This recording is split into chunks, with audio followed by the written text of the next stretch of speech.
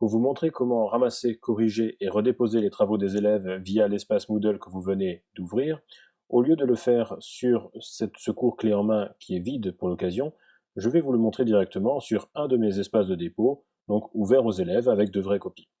Pour cela, donc, vous êtes dans mon cours Moodle ici, un espace de dépôt créé de la même façon que le vôtre. Pour aller voir ce que les élèves y ont déposé, je rentre dedans tout comme ils l'ont fait avant pour déposer leurs travaux. Je vais ensuite consulter tous les travaux remis, et j'avais demandé à mes élèves donc de déposer le travail sous la forme d'un PDF. Vous avez ici en vert tous les élèves pour lesquels ça a été fait. J'ai pour l'occasion 24 travaux sur 46 parce que j'avais autorisé le dépôt en groupe. Donc les copies concernent des binômes ou des trinômes de temps en temps.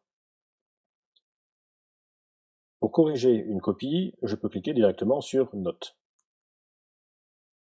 Et je corrige alors une seule copie à la fois via l'interface numérique. Je peux annoter ces copies avec les petits outils qui sont ici, mettre la note et enregistrer pour passer à la suite.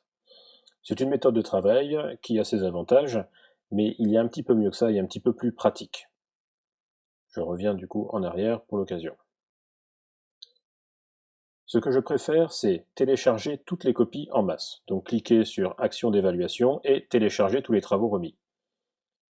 Moodle va alors générer une archive dont le téléchargement va se lancer automatiquement. Vous le voyez en bas de la page ici. Cette archive, il me reste à l'ouvrir.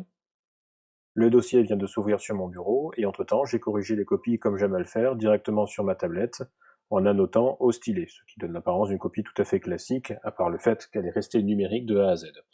Lorsque le fichier est modifié, que ce soit un PDF ou autre chose, il faut veiller à l'enregistrer sans modifier le nom du document. C'est très important car c'est grâce à cela que Moodle va réattribuer la copie au bon élève.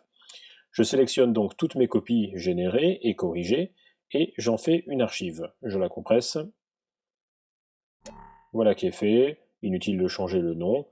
Je peux donc la réutiliser telle quelle pour revenir dans mon Moodle, aller dans le petit item Action d'évaluation, choisir et déposer plusieurs travaux, plusieurs fichiers de feedback. Une fenêtre apparaît ici et je peux prendre mon archive, la cliquer déposer dans cet espace. Une fois chargé, je pourrai cliquer sur Importer des fichiers de feedback. Je ne vais pas le faire ici parce que je l'ai déjà fait et je ne peux pas écraser des copies déjà déposées. Je vais néanmoins vous montrer ce que ça donne sur l'interface que vous connaissez désormais, là où tous les élèves m'ont remis leurs travaux. En fait, désormais, sur la dernière colonne, tous les élèves qui m'ont remis un travail ont leur document PDF annoté par mes soins.